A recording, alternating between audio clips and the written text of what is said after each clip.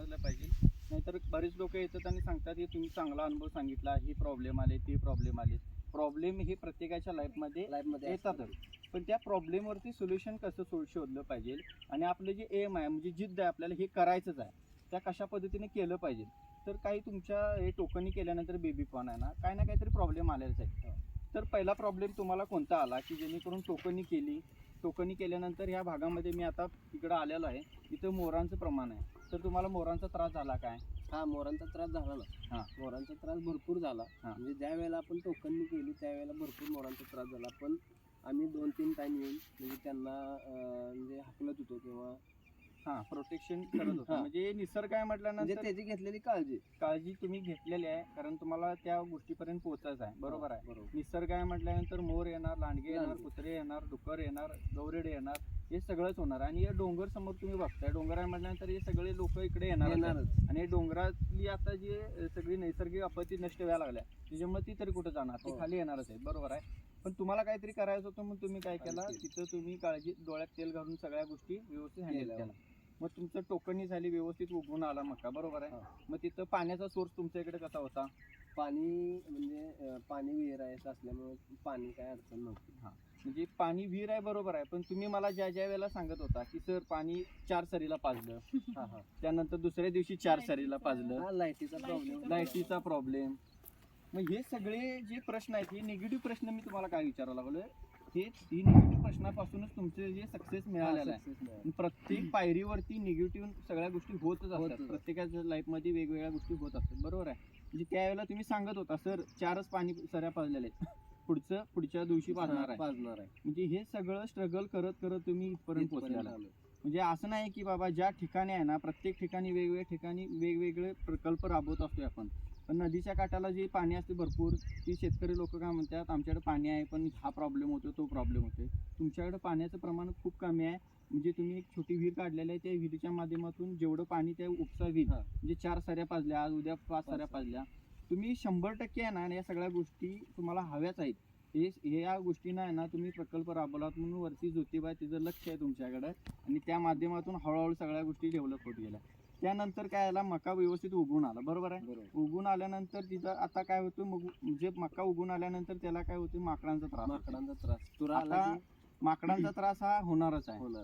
जसं आपण माणूस आहे तसा ते माकडापासूनच माणूस बनलेला आहे. त्याच्यामुळे जेवढा आपल्याला मेंदू आहे त्याच्यापेक्षा त्याच्या फास्ट मेंदू आहे. आणि निसर्गाने त्याला काही गोष्टी जगण्यासाठी शिकवलेल्या असतात. तर त्या काय गोष्टी आहेत, मक्याला तुरा आल्यानंतर काय होतं, माकडं म्हणजे कणस मोडायला येतात. मग तुम्ही काय केला त्यावेळेला?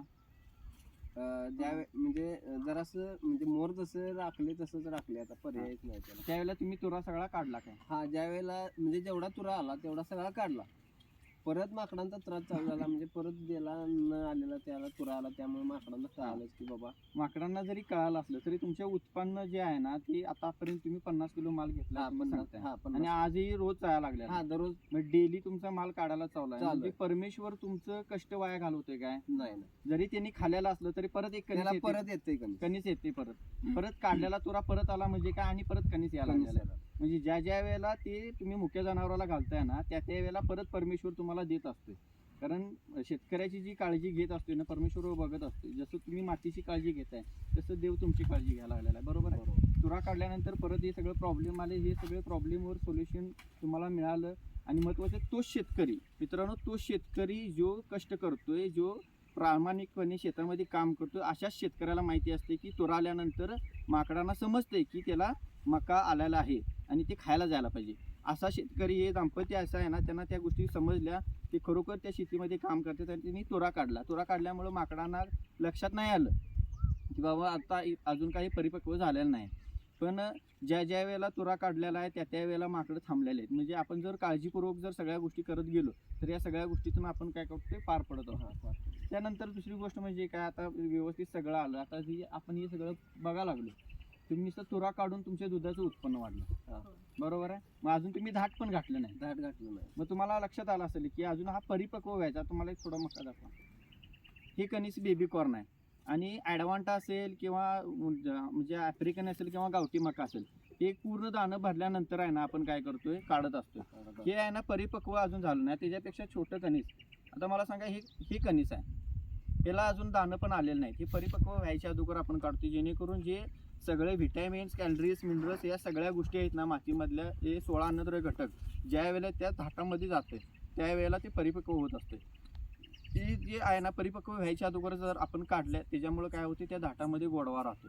आणि हे गोडवा राहिल्यामुळे आहे ना, तिने जसं सांगितलंय की दूध वाढलंय, त्याचं फॅट वाढलंय, त्याचं कारण तुम्हाला माहिती असायला पाहिजे. त्याचं कारण म्हणजे काय, ते परिपक्व व्हायच्या अगोदर काढतोय आणि त्याचा जो रस आहे, त्याची व्हिटॅमिन, कॅलरीज, मिनरल जे त्या जसं शरीर आहे तसं त्या हे पण शरीरच आहे.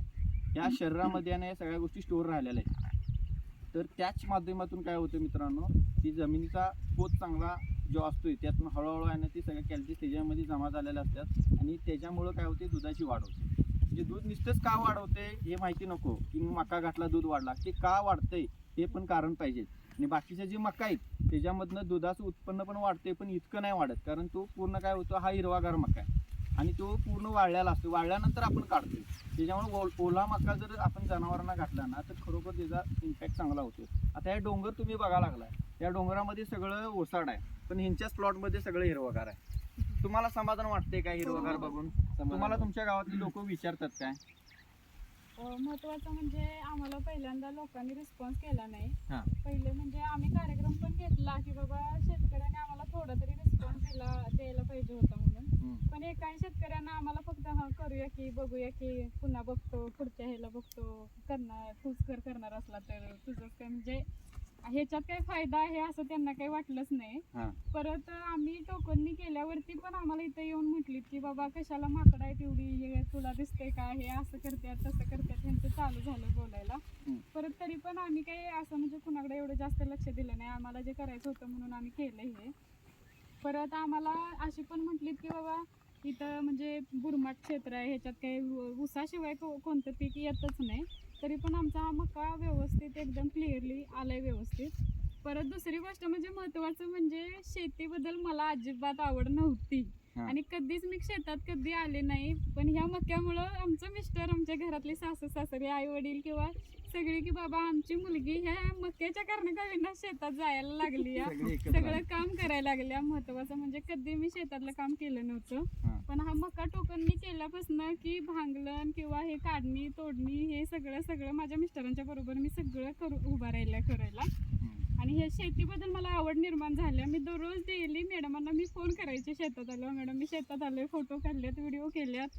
दररोज मी व्हिडिओ वगैरे करायचे. मक्यामुळं म्हणजे हे परिसर बघून असं मला पण समाधान वाटलं आणि आमच्या घरातल्यांना पण समाधान वाटलं, बाबा शेतात जायला लागल्या, काहीतरी करायला लागल्या नवऱ्याबरोबर. आणि पुन्हा म्हणजे समाधान वाटतं की बाबा आता एक मला वाटतं एक थोडं पहिलं आमचं 50 किलोचं एक पोतं भरून आणलं घरी. मलाच ते बघून म्हणजे एवढं भारी वाटलेलं की कधी जाते आणि घरातल्याच दाखवते ती फरी भरलेली.